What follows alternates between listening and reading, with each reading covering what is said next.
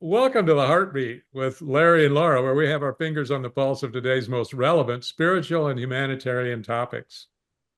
This is part two of a two-part episode on spiritual responsibility in a changing world. Where do we start? Well, today we're going to start with our very special guest, Christopher Naughton, author of the book America's Next Great Awakening: The Convergence of Mysticism, Religion, Atheism, and Science. Today's conversation picks up where part one left off. Here to build a bridge between the two parts is my co-host, Laura. All right. Thank you, Larry. And thank you, Christopher, for joining us again. My pleasure. Wonderful. And man, we left off. It's like a cliffhanger where we left off in our conversation because we had begun the conversation by talking about the decline in the trust of political institutions, the evolution of human spirituality and the search for meaning in life, including atheism and science, and how that all came together to look at what we're looking at in the world today, to be with it, to call us to be, and what is ours to do and be. We were addressing that as well.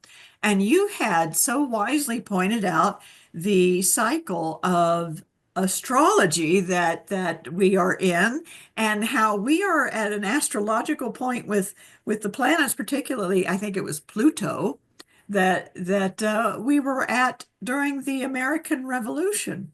Things do cycle around. This is something I've learned as a student of history as well. And you particularly pointed out the work of William Strauss and Neil Howe, The Fourth Turning, and how America has gone through three turnings, and we are now in the fourth turning. Every 70 to 80 years, we face a crisis that has a response of a type of revolution, and how our souls in their evolution can possibly evolve to have a revolution that is not an eye for an eye and a tooth for a tooth, but rather a peaceful revolution of consciousness to bring us up higher. Along those lines, you said, and this is where we left off, when mysticism, atheism, and science converge, it creates a lot of ripples. It creates a lot of waves. It can be very chaotic. It can be very conflicting. And then you were about to talk about Donald Trump. So on that, we are stepping into that conversation today. Now, before you start talking about Donald Trump, I want to give you an opening so that if you want to say anything further about the summary or add to it in any way, please feel free to do so. Sure. I would just say, I have been looking at this from both a historical perspective by historical scholars and, yes, by very apt professional astrologers. Now, that may seem like an oxymoron to some of your folks listening today, which is absolutely fine. But I would say what's really interesting is that the historians, such as Neil Howe and William Strauss, who wrote the book The Fourth Turning, said that we go through a crisis, an existential crisis, every 80 to 90 years, about the lifespan of an average human being. And they wrote a book, Generations, back in the 1990s that talked about how we go through these kinds of cycles. And in that 80-year period or so are four different turnings. And the fourth turning in that 80-year cycle, is the most existential, is the most crisis driven. And it does rhyme or match up with the American Revolution, the American Civil War, America entering the war in World War II, and today. So I'm laying that out. And yes, some very apt astrologers talked about Uranus in the American chart, where the planet Uranus, although Pluto does come in here, Laura, as well, but the planet Uranus in America's astrological chart at the place of its birth was in Gemini. And it just so happens, and some may think it's coincidence, but every 84 years, this planet of rebellion, this planet of revolution, this planet of shocks and surprises and technological advancements, when it's in Gemini, America goes through an existential crisis, and for about a period of about 8 years or so. So from the time of 1775 or 1773 to 1781, America was fully involved in the American Revolution. Between 1858 and 1865, Uranus was in Gemini once again, and this completely bookends very neatly the American Civil War. And then between 1941 and 1949, Uranus is in Gemini again, and America goes through this crisis. Now, in each and every time America goes through these crises, but the beauty of the American spirit, I believe, is that it comes out a better nation. It comes out wholly renewed. It comes out in a place of a complete reset or restart. So we're kind of in a place of American reset. And yes, as you talked about Pluto, the planet Pluto, and I'll add just one last astrological configuration. This is the planet of transformation. This is the planet of rebirth. It goes around the sun once every 248 years. And coincidentally or not, we're in the same place that we were at the time. Right now, at 1770, right around 1776, 248 years from when we're taping this, would be 1774. So we're really in that time period. And Uranus will go into Gemini once again, first time in 84 years, in April of 2025. So we're going through these cycles. And yeah, we were talking about the fact that most Americans believe that we are in a time of great transition. And I mentioned David Brooks yesterday because he's a conservative commentator. And what he said was Donald Trump is the wrong answer to the right question. But even as important as that is, I thought Henry Kissinger said something absolutely stunning about Donald Trump. And I think it lines up with what some of the things we were talking about in our previous conversation. He says that Donald Trump may be one of those figures in history who appears from time to time to mark the end of an era and to force it to give up its pretenses. It doesn't necessarily mean that he knows this or that he is considering any great alternative. It could just be an accident. Trump may already be a substantial figure in world history, Kissinger says, not alas some bizarre printer's error that his opponents hope to erase from its pages. He's not just any historical figure, but one who marks the end of an era, and Trump could play a world historical role without necessarily knowing what he is doing. So I would just say, whether you love or hate Donald Trump, we have to appreciate the marker of time that we are in. We're in a time of, some people would say, WTF. Okay, fair enough. But it's not the first time America has been in that kind of logjam. I would even go back and tell you in the 1930s, and again, I think the time we're in now rhymes most aptly with the 1930s. And a lot of people think that America was like, we were all together. We were against the Nazis. We were against the Japanese. It was kumbaya and everything was fine. That's erroneous. Actually, America was going through a lot of crises themselves. There was communist forces in America. There were fascist forces in America. I wonder how many people who are listening today realize that in 1934, there was an attempt by the oligarchs on Wall Street to overthrow the Franklin Roosevelt administration. It's one of those chapters in history that I don't know why it is so easily glossed over, but many of those oligarchs, many of those captains of industry, many of those robber barons approached a man who had been working for them in Jamaica and Haiti and other places to overturn those nations so that they could grab the booty of those countries. And they approached a guy by the name of Smedley Butler, who was a decorated colonel in the First World War, and he hated Roosevelt. So these guys felt this is the perfect dude that we can get 500,000 men march down Pennsylvania Avenue and kick this guy, Roosevelt, who's nothing but a, squishy liberal type progressive. Let's get him out of the White House. Let's get our guy in there. So there were fascist and communistic elements and actually clashing in our own nation.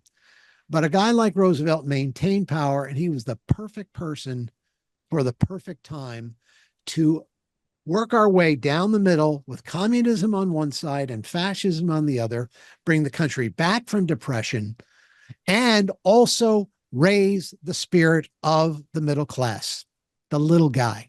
That's what he was for. That's why the blue bloods didn't like him. That's why Roosevelt had to talk against those in that high elite class of economic snobbery.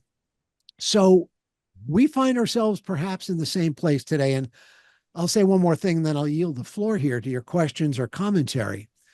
But I really do believe that Donald Trump got elected mainly for one reason, and there are many reasons. I believe that the middle class and the small guy in America has been forgotten. Those people out in rural America, those people in small town America, those people scraping to get by.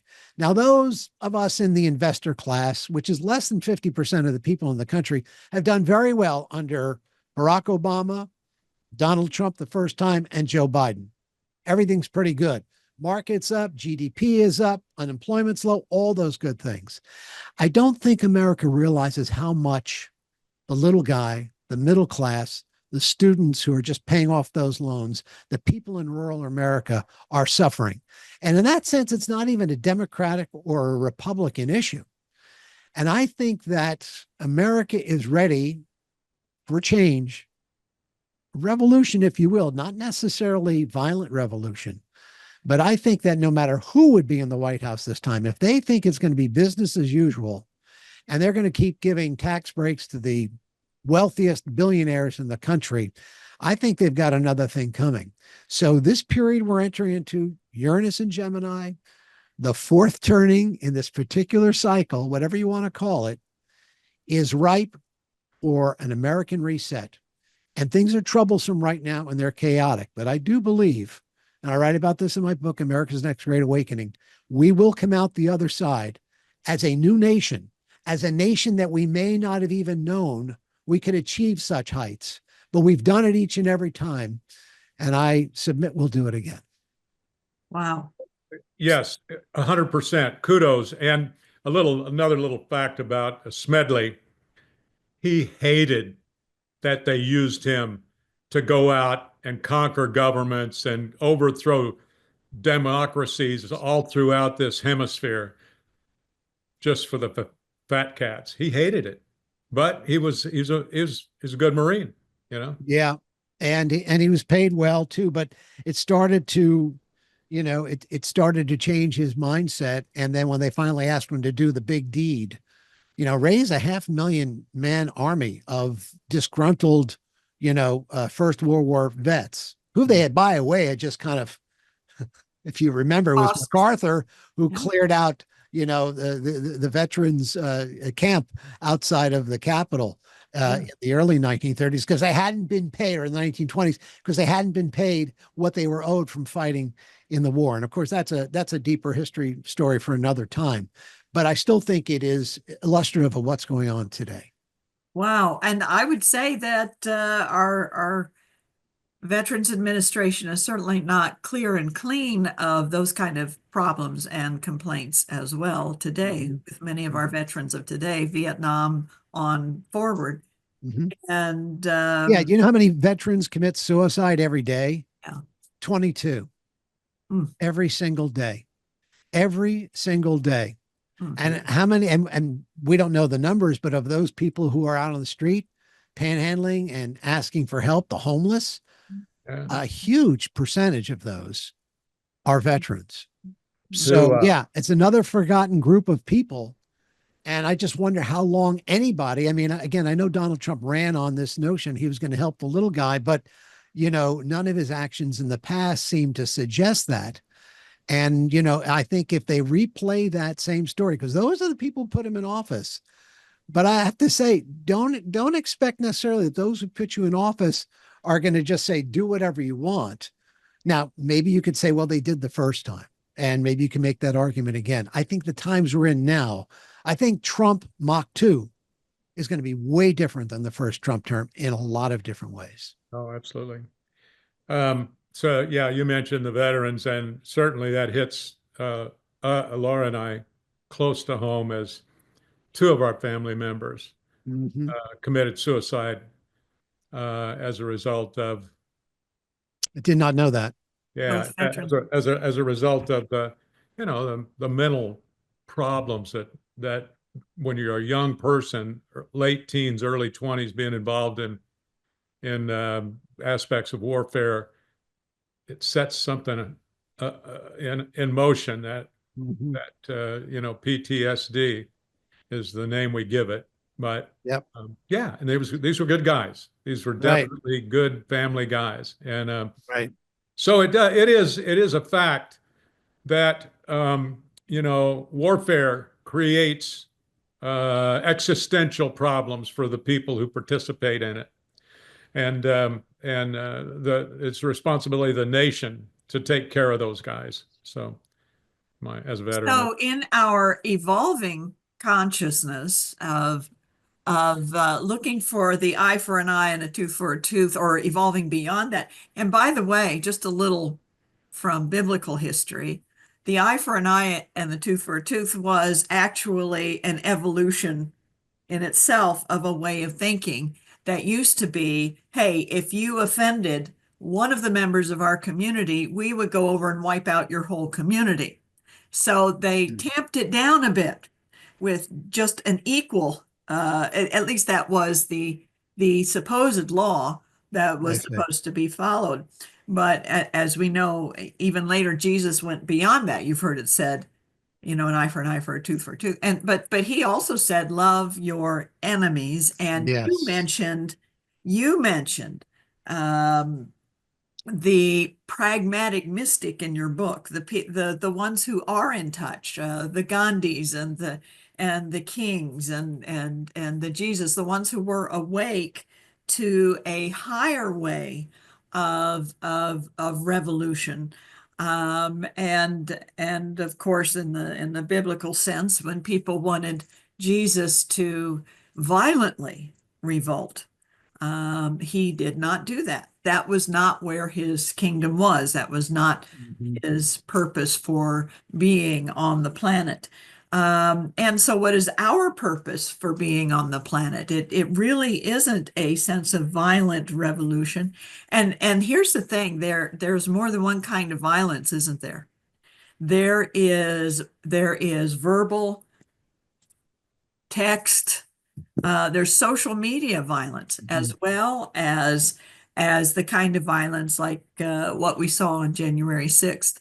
The people just clashing physically. There's also the clashes in social media that are putting a lot of our young people in distress as well.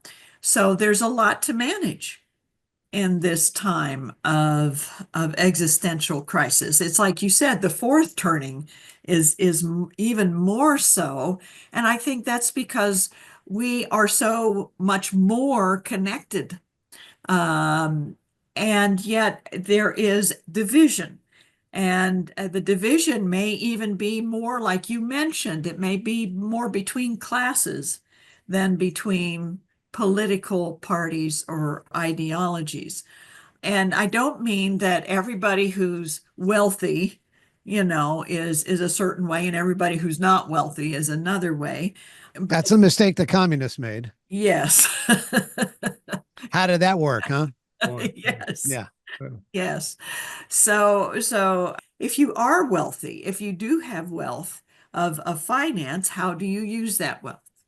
What are you promoting that uplifts all of humanity? If you are not wealthy, how is it you are protesting or putting your voice out there? Or are you putting your voice out there? Are you, after, maybe after this last election, just completely resigned? I think there's a calling that's going on in all of us. And I think we're all still struggling to find our way. And that's why it's just so great to have you here today, Chris. Can you tell us more about the pragmatic mystic and about going in that direction? Yeah, when you mentioned, wealthy people, I just an aside here. I think of Sure. people such as FDR and even the Kennedys, Robert Kennedy in particular, that had this sense of noblesse oblige. I'm doing well. Let me give back. Let me not only give my money to give back, but let me think of the little guy who would like to step up to this point, as opposed to the robber baron mentality of the 1890s and even today.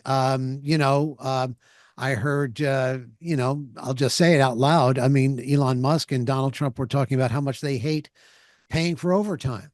I would just say that, when people have worked their time, they deserve to be paid overtime. And, you know, if the robber barons believe that they're going to squeeze everything out of the little guy and crush the middle class further. Now, of course, that's how democracies do die. When you have a strong middle class, that's when democracies thrive. And the reasons democracy has been on the wane and this happened in the 1930s as well, is because the middle class is getting pushed out. Now, as far as being a pragmatic mystic, in times of crisis, it's easy to just say, okay, or maybe not be easy, but it leads people to say, let's pick up the pitchfork and the torch. Let's march. Let's kill somebody. Again, the French Revolution is a great example of what happens when a revolution might start with not a terrible idea, getting rid of, a king or a queen, not killing them necessarily, but just getting rid of them simply because of your birth doesn't necessarily mean you should be leading. But look what happened. That thing just got on a trajectory and went crazy. Look what happened even here in this country during the Vietnam War. I mean, people who went out and protested were everybody's angry and sometimes just as violent as those people who they accused of perpetrating violence on the South Vietnamese and on the Viet Cong. So in my mind, the only way we're really going to move through this and get to that next step, one step up the helix, without a whole lot of bloodshed, is to look at those people you mentioned earlier on, Laura, the Martin Luther Kings, the Gandhis, the Jesuses, the Emersons and Thoreaus, the great transcendentalists. And I would also point out one other guy too, William James, who's a name sometimes lost to history. The great William James, the man who started, was the chair of the original Harvard psychiatrist department. He wrote the Varieties of Religious Experience. Yes. His father, of course, introduced him to every spiritual proclivity there was known, from the very staid to the wackiest.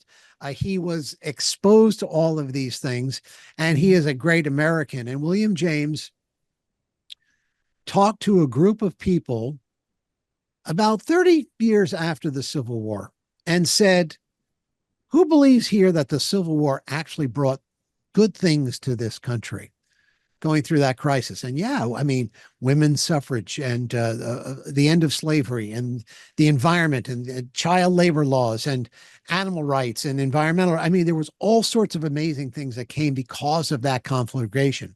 And he said, now, how many of us would like to have another Civil War? Nobody raised their hands.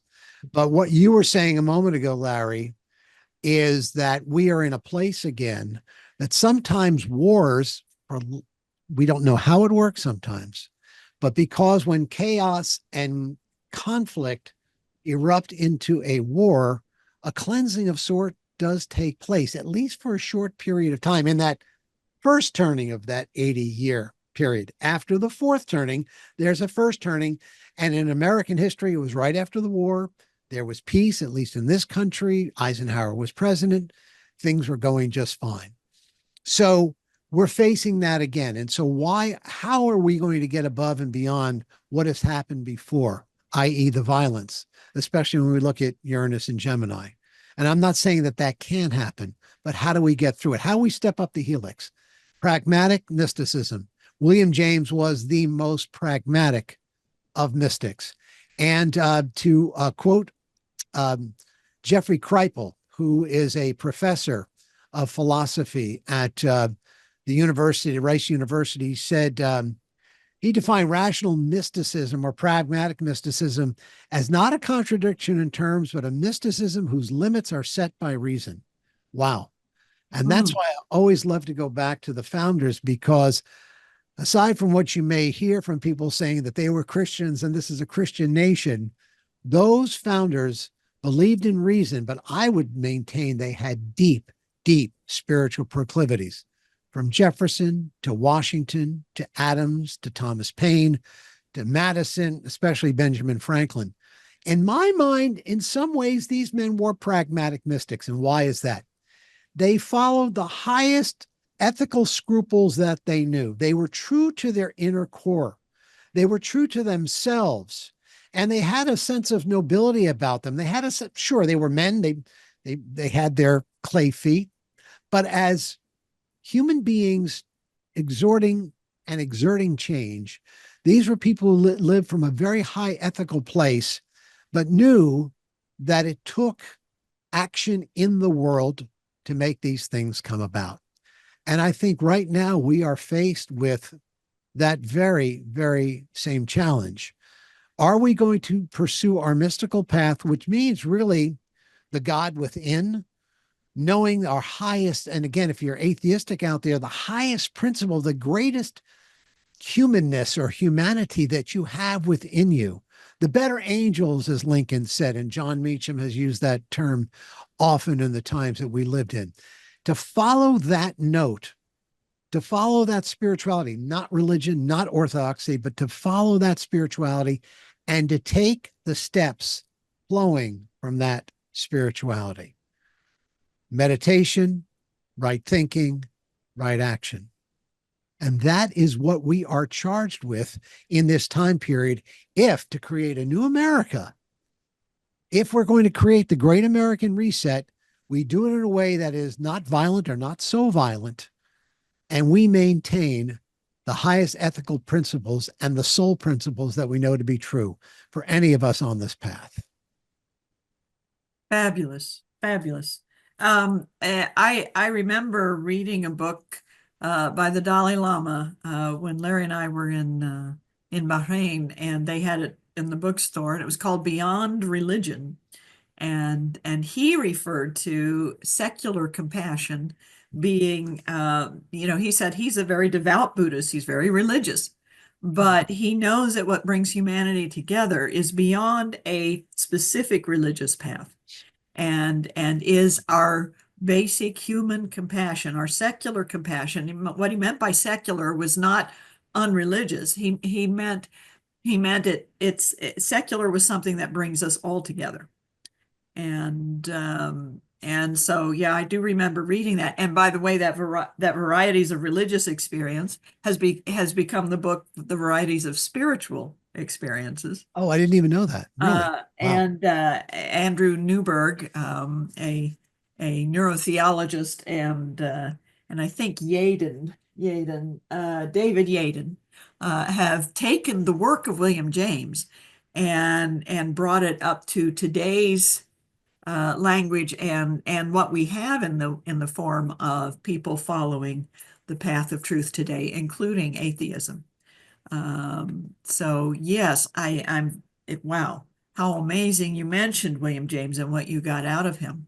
And also, you remain on the cutting edge of things. So I'm going to shift a little bit here, if I may, to ask you about your current engagement with the series New Thinking Aloud, conversations on the leading edge of knowledge and discovery, and how you connected with, I would call him the pragmatic mystic, Jeffrey Mishlove, to become a host in that series. Just what was your path that led you there? And then if you share, I have a question for you guys. Had you Yes. guys ever heard of Jeffrey Mishlove before? You hadn't. See, it's No. one of those, Jeffrey Mishlove had a television series called Thinking Aloud on PBS, not all the PBS stations, but at least half the country, maybe more on the West Coast, but at least half the country PBS stations had his television program from 1986 to the early 2000s. And he interviewed the likes of Krishnamurti and, of course, people like Deepak Chopra. But beyond that, he really took let's see here, John Mack, who was the psychiatrist at Harvard, who started to interview people who claimed to have had, alien abduction or alien close encounters of the third kind or fourth kind. I mean, Jeff worked with the Stanford Research Institute in the 1970s and worked with a lot of remote viewers. And again, this was the psychic arm of our defense departments. And of course, they could say, at times they said, we don't believe in this kind of stuff.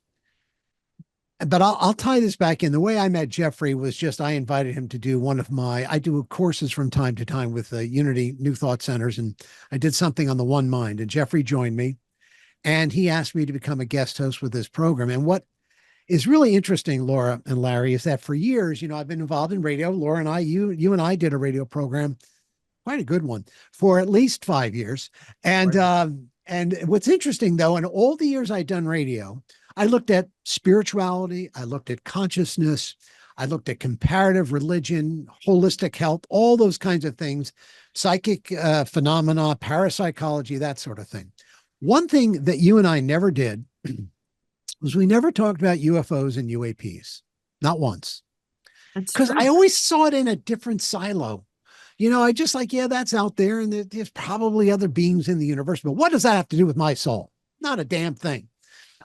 Well, since working with Jeffrey and Emmy, and also talking to perhaps the most venerated lawyer that I've ever met in my life, because he's been involved in Watergate and Pentagon Papers and Karen Soakwood and Iran-Contra. He's litigated all these big cases. And he represented John Mack, who Harvard University wanted to kick out, even though he was a Pulitzer Prize winning journalist and had tenure as a professor there, because he dared to speak to people who claimed that they had encounters with non-human intelligence.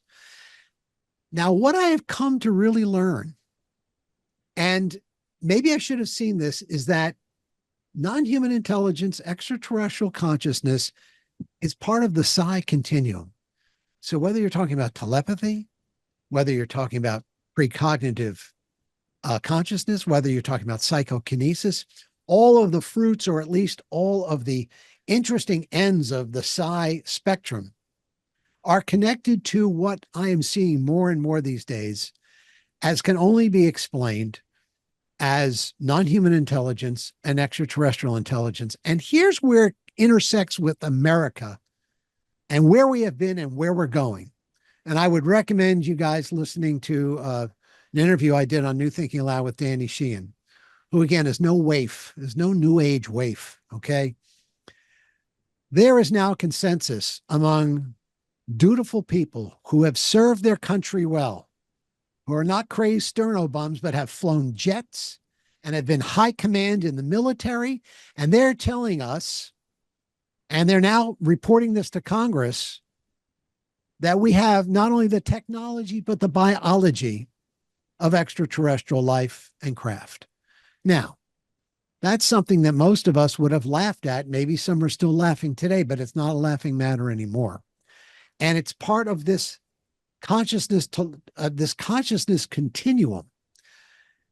Imagine when it becomes a fact, when it comes out into the open, of something that we've always thought to be true, that we're not the only life here in this universe, given that there are billions of galaxies and stars and planets and all that kind of thing. Mathematically, it seems impossible. And also for those of us who engaged in a spiritual path that dealt with consciousness, and now we talk about near-death experiences and the existence of consciousness that transcends our one physical life. This is now starting to tie into non-human intelligence, extraterrestrial intelligence. And I know that in some ways, look, I spent time as a lawyer and hosting an Emmy Award-winning legal television program. Trust me, I never talked about this stuff in any of those contexts. But it's time to talk about it. Have either of you ever heard of a gentleman by the name of Chris Bledsoe? I've heard of him. Yes. Okay. Yes. He's been on the History Channel. This is going to be required. If you're going to watch any more of this cast today, folks, this is required reading or viewing. Okay. There is a book that he's put out called UFO of God. He was a dyed-in-the-wool Christian, and he had experiences that I can only call multidimensional. And I'm not just talking about craft. I'm talking about orbs of light. And recently we've started seeing this with drones and orbs of light. And honestly, I can only tell you, without having the scientific proof at my fingertips right now, there are other consciousnesses that are intersecting with the human race more and more and more. And I would dare say in the next 5 years, I'll go on record. We can play this later. In the next 5 years, there's going to be something, and maybe more than one event, that's going to demonstrate to us that there are others in this universe and they are attempting to intersect or interact with us. Now, there's a lot of fear around this. This is not only changing us politically, governmentally, but religiously as well. And I just think it's just another arrow in the quiver of the expansion of awareness of who we really are, that we're so much more than this corporeal, physical body that's talking to you today, that has a consciousness that is beyond space, beyond time, is extra dimensional, is multidimensional. And it might be scary to some, but boy, I find it to be as rich as anything. And I think it's going to be part of the equation. When we talk about consciousness and spirituality in the upcoming years, and even revolution and governments, I think this is going to have to be part of the conversation. UFO of God is the name of the book by Chris Bledsoe. Oh, fabulous. Oh, I'll get that. We'll get that, Lauren. Yeah, I'm really interested in we that. definitely will. Yeah, and Right now I'm a disbeliever, but I'll read it. Yeah. Yeah. No, hey, he's no, a disbeliever with an open mind. well, no, this, Larry, this is exactly, I mean, these are exactly the people who flew craft. I mean, imagine if you're working in the military and you see this stuff, okay? The first thing you're going to say is that ain't happening, okay? I don't even want, and again, that's why I think I eschewed it for so many years. It's just like, again, what does it have to do with my soul? And now I can see this is starting to connect. And again, the UAP Disclosure Act has just said, I mean, it's a law. Now, again, they can always find little potholes in the law, but the law says that the American government in the next year has to disgorge all of their research. Do I think they're going to do it? Probably not, but they have to, or they're supposed to, disgorge all their research since Roswell, the Project Blue Book, which was the Bible of, interior defense and security agencies who were jumping on a lot of this psychic stuff long before many of us. They are supposed to divulge that information, everything from Roswell to Project Blue Book forward. So I would just say, be a skeptic, be an honest skeptic, and read the material.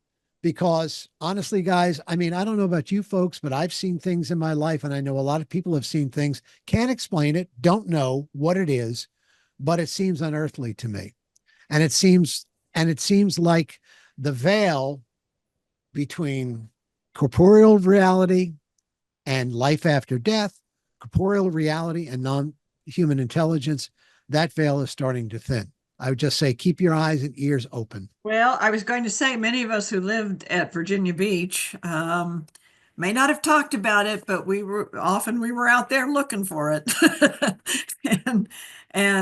or just noticing, just noticing things that, oh, whoa, what was that? What was that?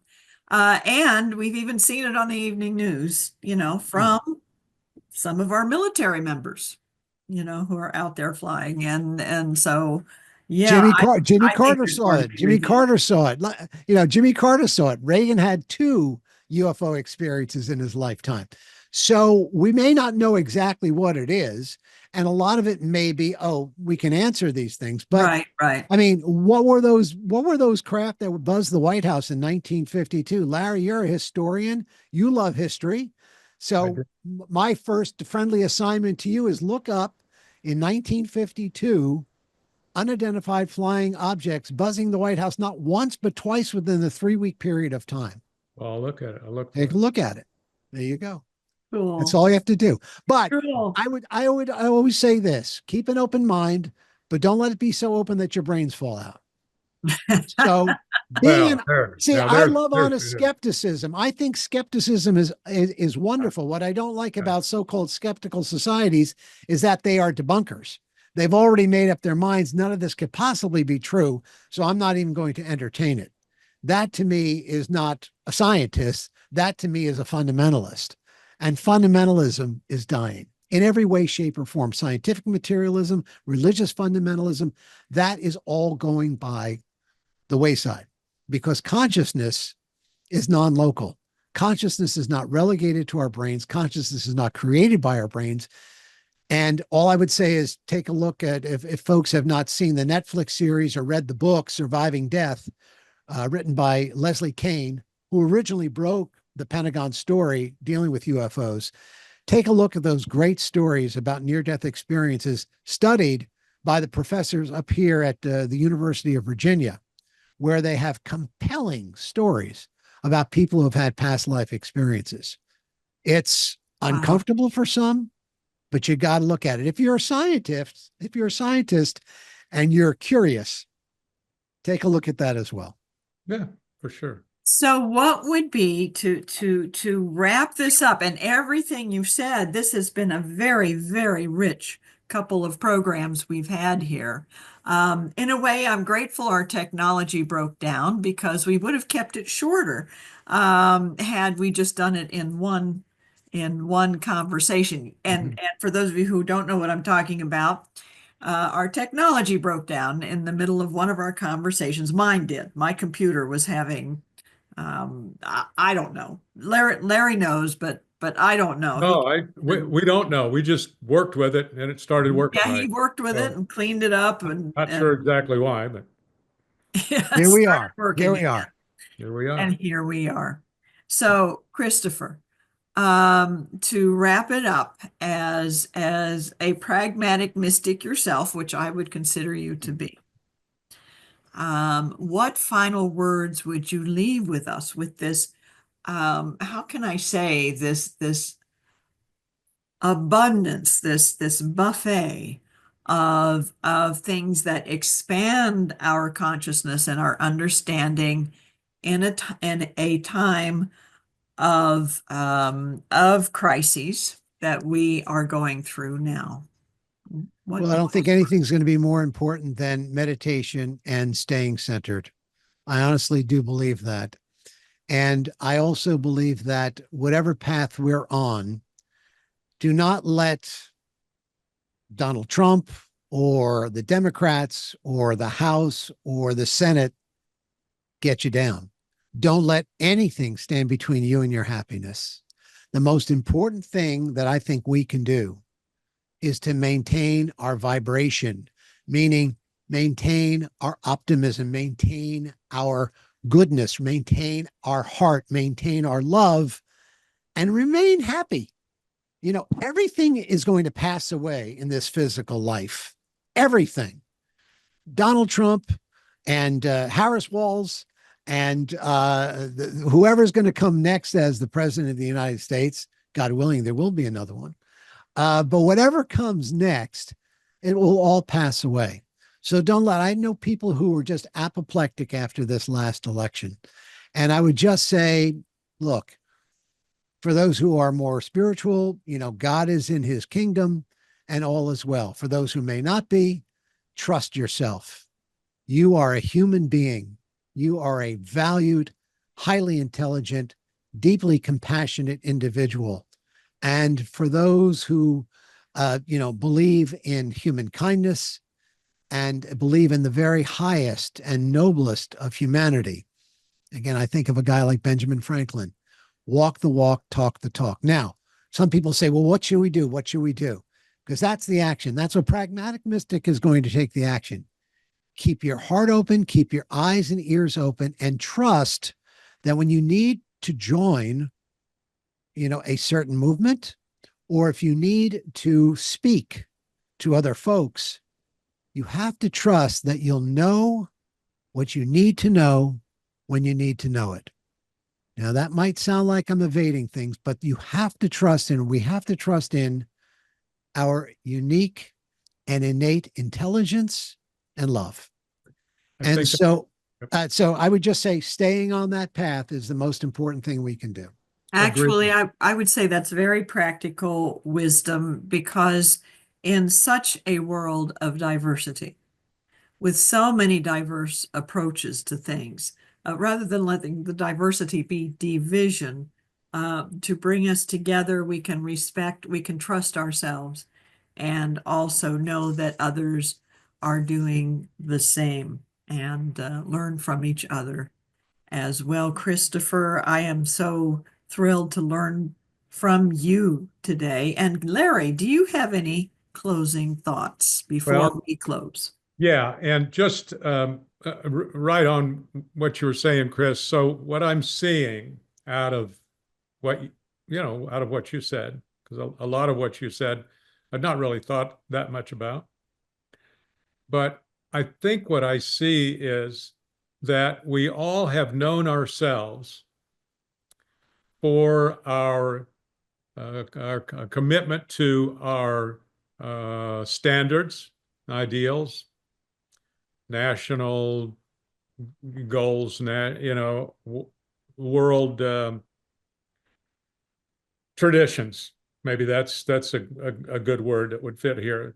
And we've tried to live according to that, the best of our ability. And what I'm seeing happening with the pain, for me, it's just almost like psychic pain, but it's really not. What I'm noticing is I'm being forced to look inside of my belief system and what I say I believe and start really looking closely. Uh, I'm I don't know how to say much more about that, but anyway, That's plenty right there, that these times are forcing us to look inside our belief system and look Mhm. closely. Wow. Okay. Christopher, you have inspired so much in us Thank that we're you. going to check out and look up, and you have just given us so much to think about. And by the way, that is what your series does. I've listened to a couple of those conversations, New Thinking Aloud, conversation on the leading edge of knowledge and discovery. It really does stretch your mind and make you think deeper and look closely, as Larry said. So, Larry, would you take us out? I will, Laura. This has been The Heartbeat with Larry and Laura. And Laura brought, excuse me, I'm gonna, That's okay. Do it again. yeah. And yeah. So this has been The Heartbeat with Larry and Laura, brought to you by Laura Bennett and Unity of the Heart Mind, Inc. Check us out at www.laurabennett.com for a schedule of upcoming videos and activities, as well as other opportunities to connect with Laura and the work that we do. Thank you to our special guest, Christopher Naughton, to my co host, and to all of you for joining us. We hope this helps.